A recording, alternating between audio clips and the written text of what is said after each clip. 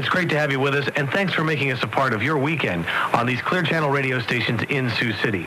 This week, a very special event, a special community-wide event, is being held at Western Iowa Tech Community College in Sioux City. It's a multimedia presentation by Ralph Swain, the Western Iowa Tech Community College Humanities Division Chair.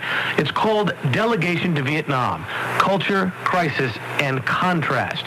From August 1st through the 10th of this year, Ralph Swain traveled to Vietnam 38 years after his military service there with a special 15-member delegation of the Vietnam Veterans Memorial Fund in Washington, D.C. The delegation traveled from Hanoi in the north to Ho Chi Minh City in the south, visiting a village near the Laotian border, observing a mine and bomb detection team in action, and visiting with civilian adults and children blinded and injured due to unexploded ordnance. Swain's presentation will highlight three areas of observation: today's culture in Vietnam, the obstacles still facing this peaceful nation, and the many contrasts evident in this exotic country. Ralph Swain, welcome to Spotlight on Siouxland. How are you? Very good, Paul. Good to be here. Good to have you. Glad that you're back safe and sound from this trip that took place now just over a month ago. You had served there as a soldier in the late 60s, early 70s, 69, 70, I believe, is when your tour of duty happened. What was it like to go back to Vietnam 38 years later? Well, I wasn't sure what to expect. I did have friends who have made the return trip, so I knew a little bit about the reception I'd get. But to really actually go through it, wondering what it would be like stepping off the plane and having those memories rush back when I stepped off the plane 38 years ago in a cargo plane and in the middle of the night with the heat hitting me. Quite different this time. We flew into Hanoi in the Vietnam Airlines 717 jet. A very wonderful flight, wonderful attendance. And then we got off the plane and landed in the capital of Hanoi during the daylight. And it was still is an extremely bustling city. It is 6 million now in size, 17th largest city in Asia, actually 17th largest city in the world. And it is quite a change from what I understand Hanoi was during the war and during the bombing period. And what were those memories, aside from stepping out of the cargo plane and feeling that heat 38 years ago? What were the memories that came rushing back to you? What were you thinking about? Well, I always say that the olfactory senses are extremely powerful. And in many cases, olfactory senses? Yes, the sense of smell can be even more powerful than sight and sound because in Vietnam, during war, there was a mixture of very pungent smells, everything from diesel fumes to black powder to incense and fish sauce and all that all kind of mixed in. And that really wasn't present when I went back. It was a very wonderful experience, and I didn't get that rush of, although there was a rush of anticipation before we got off the plane, I felt very comfortable once I got there. And what made it even more comfortable to all of us, there were 5 of us veterans returning, was the reception. The Vietnamese like Americans, and they particularly like Vietnam veterans. So it was a very genuine welcoming on the part of the officials that met us, as well as the people we bumped into on the street and in the villages. Now that seems strange to me, that the Vietnamese citizens today would be welcoming American Vietnam veterans with open arms. Why is that? How is that possible? It has to do with their culture. You have to realize that they have warred for over 2,000 years, and they are a culture which always looks forward, doesn't look to the past as much as we do, tends to not hold long-standing grudges, although, as in any Asian nation, there are prejudices very similar to what we have with other races. The Vietnamese, just like the Japanese and the Koreans, there's always a little animosity there. The Vietnamese, of course, have a suspicion toward their huge neighbor, China. And one of the interesting things that I learned in Vietnam is that the ocean off the coast of Vietnam is known to the rest of the world as the South China Sea. The Vietnamese do not recognize it as such. It is known as the East Sea because they say China does not own the ocean, and therefore we call it the East Sea and not the South China Sea.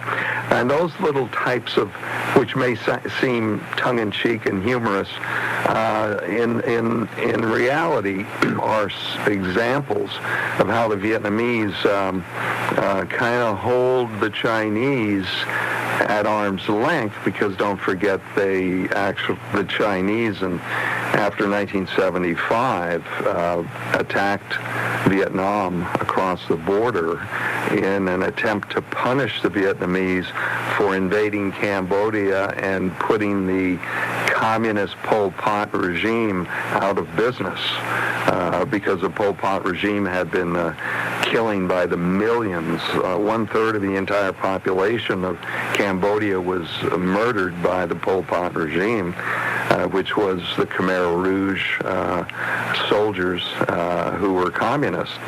So in that case, you had a neighboring communist country fighting the Cambodian communists in order to stop the instability and the killing that took place. And China was a very strong ally of the Cambodian Khmer Rouge, and they initiated a border invasion.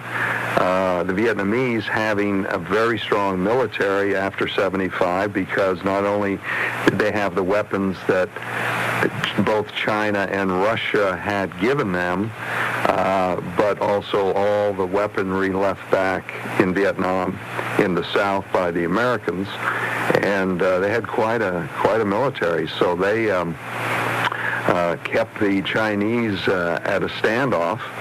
There were several thousand deaths on both sides, and then it cooled off, and things have been fairly normal.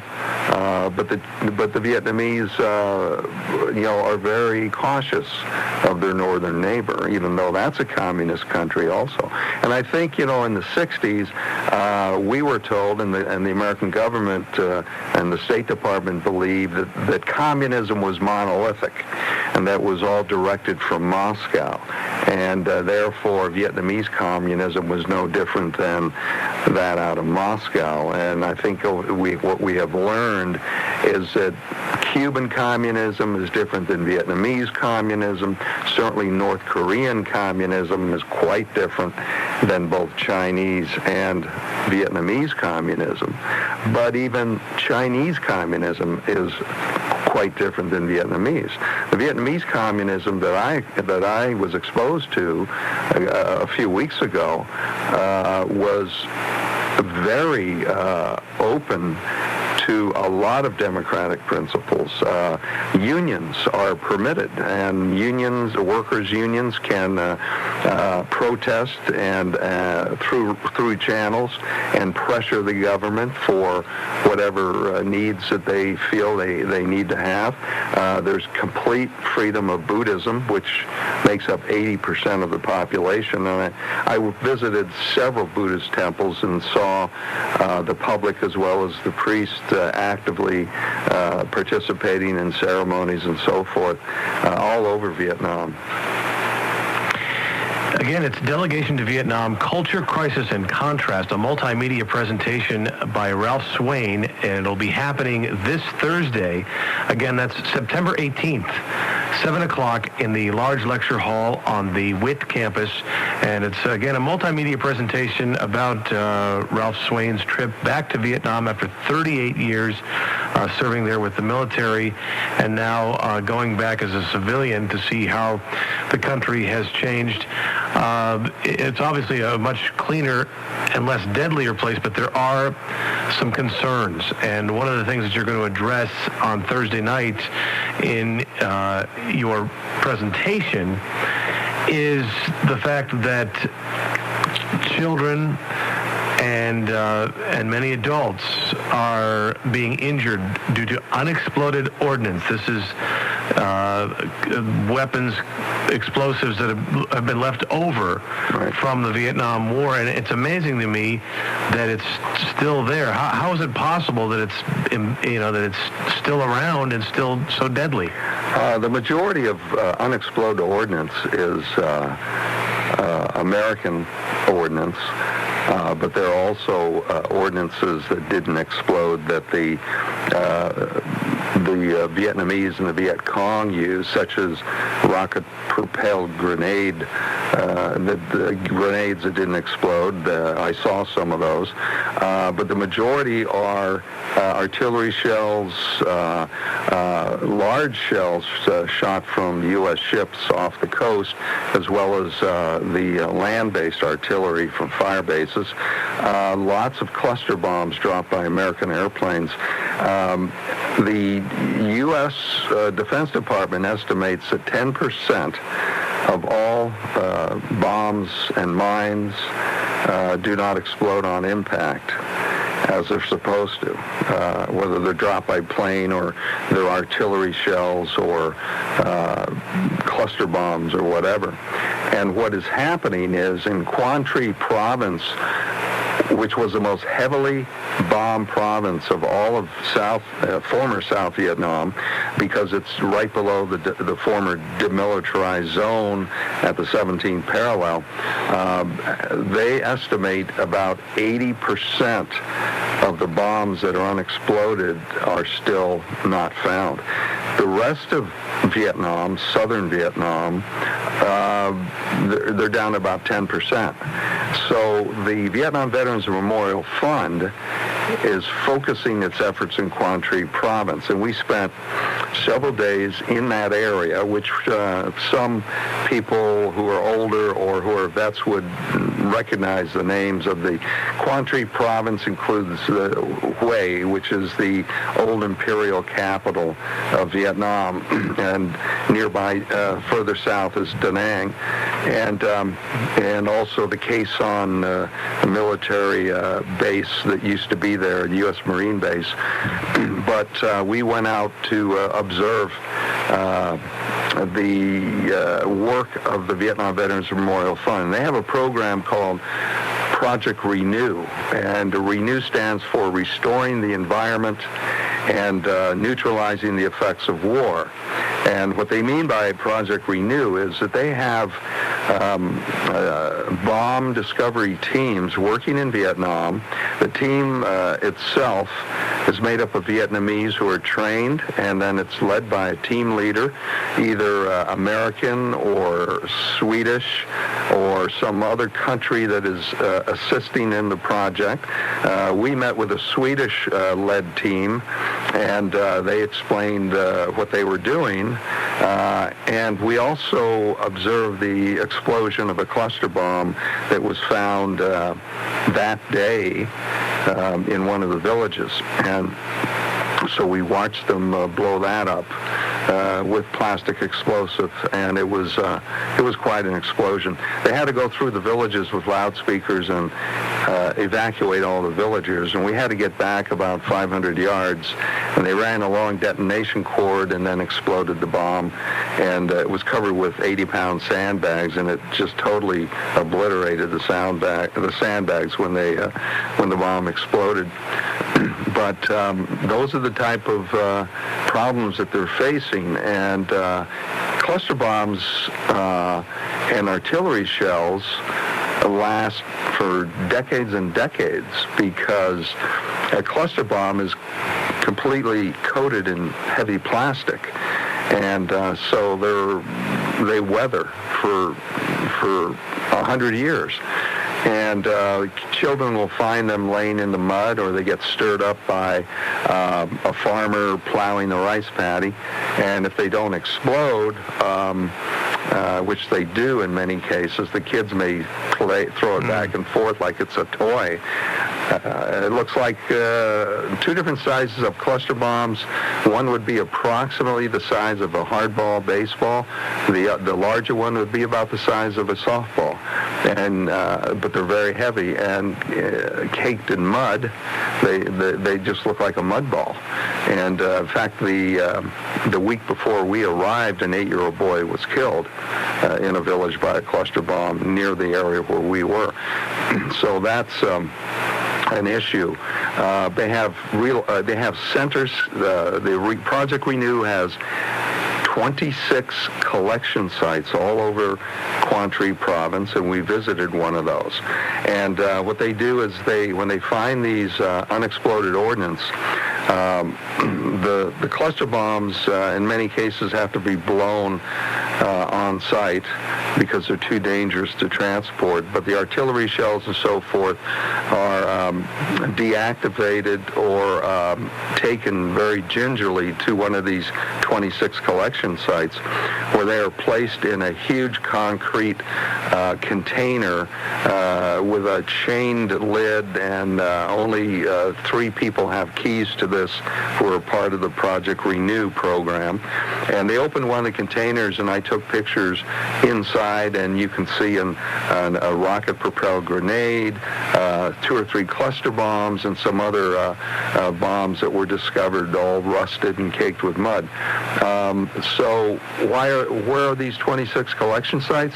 They're at scrap metal sites, because scrap metal brings pretty good money for the people that hunt for scrap metal. And they go out with metal detectors and they dig up pieces of scrap metal from shrapnel and everything else left by the war. And unfortunately, these are the people, in many cases, that also are getting injured, because when they discover a piece of metal under the ground, they start digging.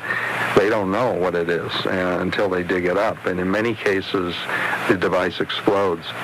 So the Project Renew has an education campaign which goes into the schools, teaches children what the bombs look like, what number to call.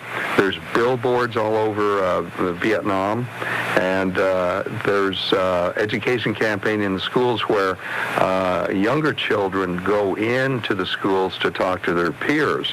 Project Renew, actually, we met several of the children who lost arms and legs due to exploded ordnance, and they have signed on to go into these schools and talk to their peers. So it's a long project. They estimate it's going to take 10 years to clear Quang Tri province. But an interesting thing came up while we were in Vietnam. The Vietnam Veterans Memorial Fund had received word from the U.S.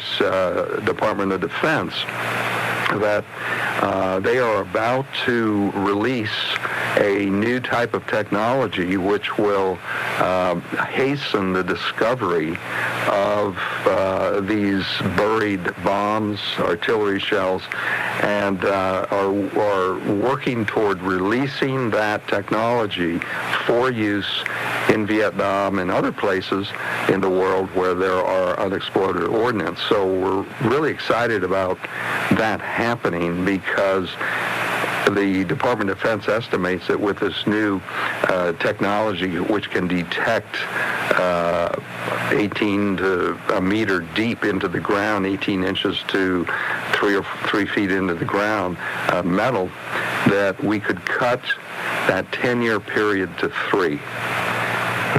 Which would be great, because if you consider the fact that since 1975, when the war ended, 35,000 Vietnamese have died. So even though the war ended for us in 75, the war technically has continued for them, because we lost over 58,000 soldiers, and they lost about 1.5 million, both North and South. Vietnamese died in the war. And now, after the war, another 35,000 have been killed during peacetime. So that's what's so lethal about the aftermath of war, is this 10% of the bombs unexploded. Sure. And for folks listening in who want, in the Siouxland area, people want to get involved in helping out with this, what do they do? The best thing to do is go to the web and go to the Vietnam Veterans Memorial Fund website, which is a very simple site. It's www.mf.org. O-R-G. And on that site, they will find how they can help, how to contribute, and look at all the different programs that the Vietnam Veterans Memorial Fund is involved with, but particularly the Project Renew program in Vietnam. The VVMF is what also funds the cost and the yearly upkeep of the Memorial Wall in Washington, D.C.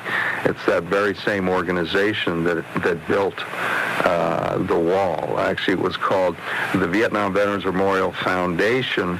That was the organization that built the wall, and then the same organization then became the fund, because now that the wall was built, their process is to raise money for the various programs, including the maintenance of the Vietnam Veterans Wall in D.C., but also Project Renew in Vietnam.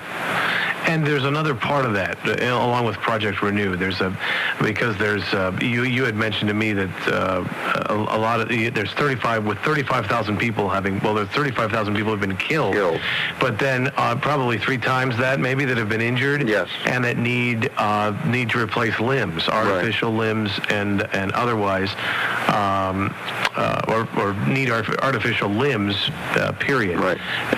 And what can people do to help with that? And to tell us a little bit about that. Well, that is also part of Project Renew. So any support funding going to Project Renew would go into not only the unexploded ordnance project, but also the project which operates 2 vans in Vietnam with technicians and tools, and they actually fabricate prosthetic arms and legs on site.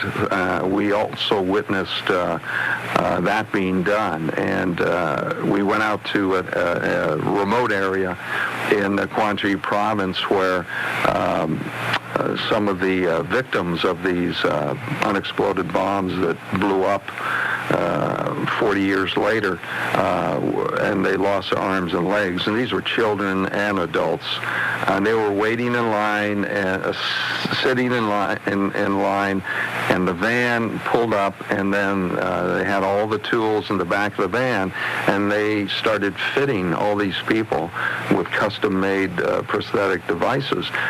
Many of these people are very poor villagers living in the rural areas, and they can't afford or have any means of transportation to get into the larger provincial capital.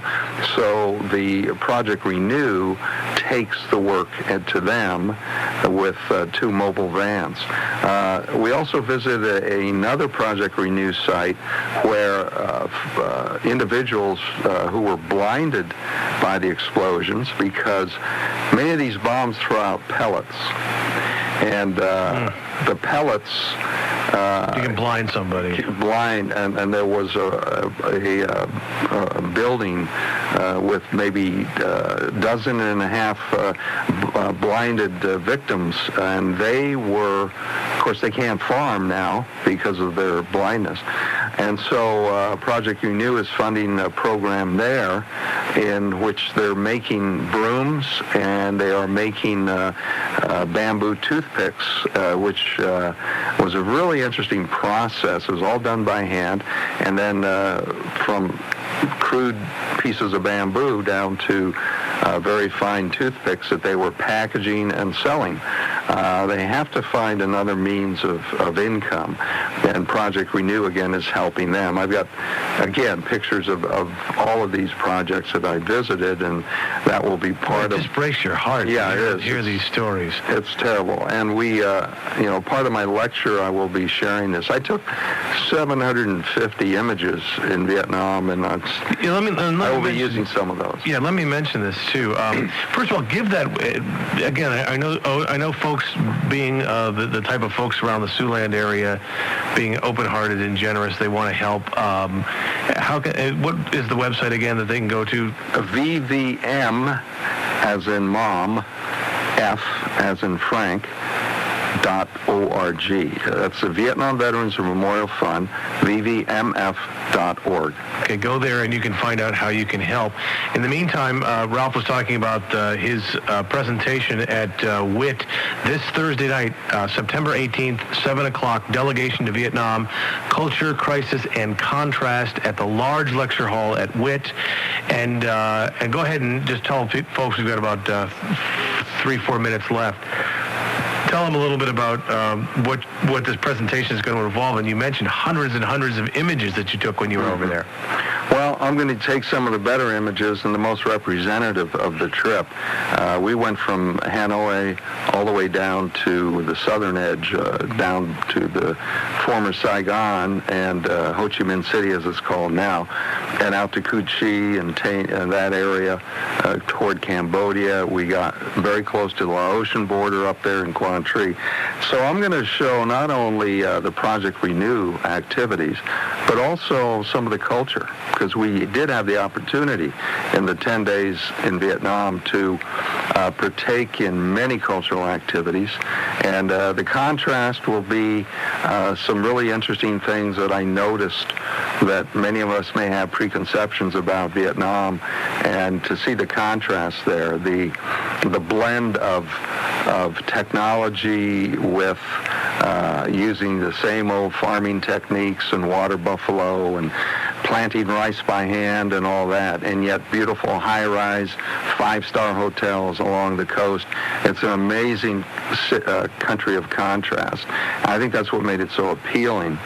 Not only the subtropical weather and the beautiful, rich, green, lush hills and valleys, the very unusual culture and language, food, fantastic food that we ate. Just a wonderful place of culture and contrast. And that explains the title. And how do you think folks will react to this? Are people still interested in hearing about Vietnam, or have we, particularly with so much having happened in the Middle East now in the last 10 to 15 years or more, really? Do people still, are there things that people are still curious about? I think at this point people may be even more curious about present-day Southeast Asia. We've certainly had plenty of discussion and movies and the topics of the war. But, as the war fades further back, I think people are interested in Asia because of what's happened in China, what's going on in North Korea. Asia is a significant, the whole Pacific Rim is a very significant cog in the global economic design that the United States is now heavily involved in. The United States is very heavily now involved in the economic structure of Vietnam. So I think people are very much interested in seeing how that country is healed and hearing from veterans who have a chance to go back and then describe their experiences. Again, the presentation is Delegation to Vietnam, Culture, Crisis, and Contrast, a multimedia presentation by Ralph Swain, the WIT Humanities Division Chair, who was in Vietnam 38 years ago as a soldier, went back there just last month, and will be giving this presentation at WIT's large lecture hall Thursday night, September 18th at 7 o'clock, and you'll want to be sure to be there. The admission is absolutely free. Yeah, I can't emphasize that enough. It's a free event, so go on up there. I know you put a lot of work into your presentation, Ralph, so good luck with that. Thank you very much, Paul. Look forward to seeing it. Ralph Swain, our guest. And that'll do it for this edition of Spotlight on Siouxland. Thanks for making us a part of your weekend on these Clear Channel radio stations, and we will be back to do it again next week. And if you have anything that you'd like to let us know about, a cause of yours, just email me, Paul Guggenheimer, at clearchannel.com, and we'll be sure to get you on the program. That'll do it. Until next week.